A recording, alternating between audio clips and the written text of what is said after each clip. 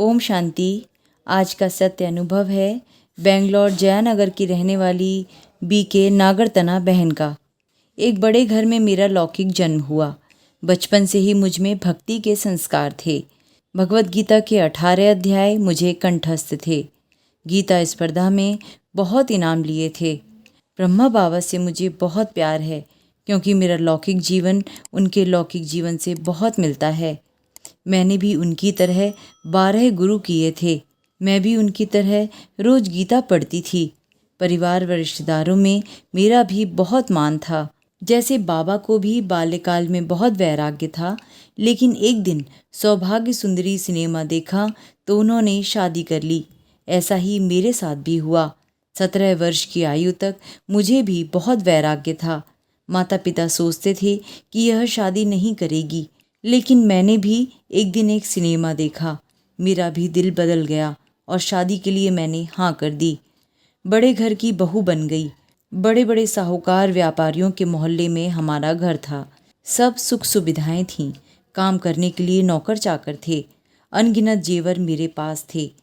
जेवरों के नए नए नमूने बदली सदली करती रहती थी। 20 साल में डायमंड नेकलेस के 3 नमूने मैंने बदल डाले। बाजार में नई साड़ी का नमूना आता तो सबसे पहले मेरे पास पहुंचता था। हफ्ते में 2 सिनेमा कम से कम मैं देखा करती थी। दिन में एक वक्त बाहर का बढ़िया खाना भी ज़रूर खाती थी। सुबह उठते ही 2 घंटे पूजा पाठ करती थी। विष्णु सहस्त्रनाम श्रद्धा से रोज गाती थी। इतना सब होने पर भी अंदर से महसूस होता था कि मैं बहुत खाली हूँ, मुझे अभी कुछ और पाना है। ब्रह्मा कुमारी संस्था में जाने वाले बहुत से लोग मेरे घर के आसपास रहते थे।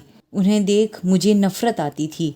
जब वे रास्ते में मिलते और ज्ञान की बातें सुनाते तो मुझे बहुत गुस्सा आता कि जब मैंने पूछा ही नहीं तो मुझे ये क्यों सुना रहे हैं। फिर मैं सोचती इनसे छिपकर दूसरे रास्ते से जाना चाहिए। कभी जब कोई बीके सामने से दिख जाता तो यह सोचकर कि ये फिर से ज्ञान सुनाएंगे, मैं रास्ता बदल लेती थी।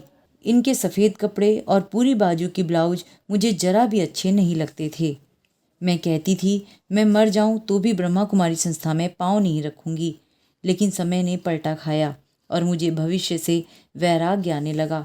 कारण यह था कि इतनी भक्ति करते हुए भी एक भी देवता का साक्षात्कार नहीं हुआ। मन में आया कि अब साकार को छोड़कर निराकार की उपासना करनी चाहिए। ऐसा सोचते समय शिवलिंग मेरे सामने आया। शिव भोलेनाथ की तपस्या करूं, यह विचार मेरे मन में आने लगा।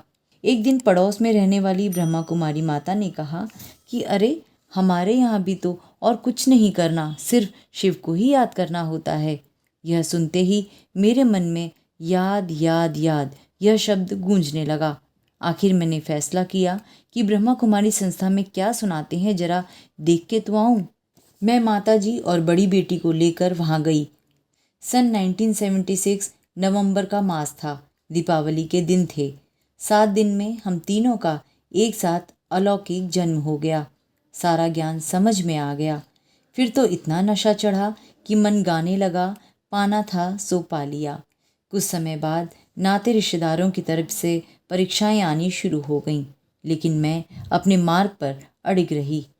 जब गुरुओं का गुरु परम सद्गुरु मिल गया तो मैं उसकी आज्ञाओं को कैसे न मानूं। एक दिन बिस्तर पर लेटे लेटे मैं बाबा से मन ही मन बातें कर रही थी। मैंने कहा, बाबा, मेरे ये 3 बच्चे तो सृष्टि रूपी नाटक के बच्चे हैं, लेकिन आप तो मेरे असली बेटे हो।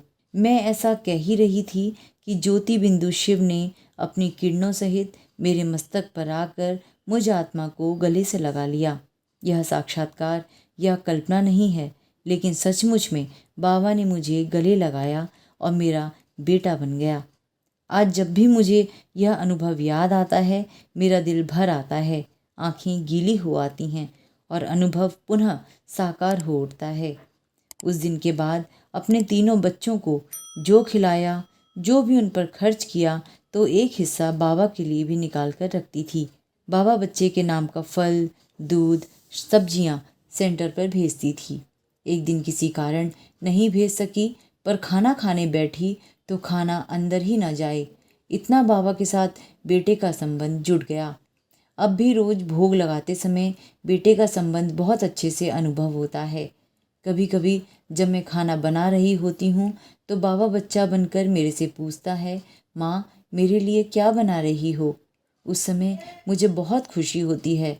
सारे दिन बेटे के संबंध की मस्ती में रहती हूँ। कितनी भाग्यवान हूँ मैं, सारी दुनिया को खिलाने वाला मुझसे पूछता है कि माँ आज मेरे लिए क्या बना रही हो। मेरी बड़ी लड़की उमा सेंटर पर समर्पित हो गई। छोटी लड़की की शादी होने के बाद मैं भी अपने बेटे के पास अमेरिका चली गई। वहाँ भी सेंटर पर जाती थी और बाबा की सेवा करती थी। उन दिनों आबू में ज्ञान सरोवर का निर्माण कार्य चल रहा था। प्यारे बाबा ने मुरली में कहा था, सरोवर में अपना सब कुछ सफल करो। अमेरिका में जब मैंने बाबा की यह वाणी सुनी तो मुझे महसूस हुआ कि मेरे बेटे शिव बाबा का घर बन रहा है। मेरे पास जो कुछ भी है मुझे उसमें सफल करना है। वीज़ा पूरा होने के बाद मैं भारत आई और सरोवर में डालकर मैंने भी अपना सब कुछ सफल कर लिया। इस प्रकार बाबा के साथ बेटे का रिश्ता और भी गहरा हो गया। अब मैं बेंगलोर जयनगर में रहती हूँ। सेंटर पर रहते मुझे अगर कोई परिस्थिति आ भी जाती है और मेरा थोड़ा भी संकल्प चलता है तो बाबा उसे बंद करा देते हैं और कहते हैं, माँ तेरे लिए मैं हूँ ना। तो ये था बेंगलोर जयनगर की रहने वाली ब्रह्मा कुमारी नागरतना बहन का सत्य अनुभव। अगर आपके भी जीवन में शिव बाबा से जुड़े कोई बहुत ही खास अनुभव हैं जो आप हमारे साथ साझा करना चाहते हैं तो कृपया हमारे चैनल के इस व्हाट्सएप नंबर पर हमसे संपर्क करें। हम जल्द आपसे जुड़ेंगे। तो हम जल्द मिलेंगे एक और सत्य अनुभव के साथ। तब तक शिव परमात्मा की याद में रहें। ओम शांति।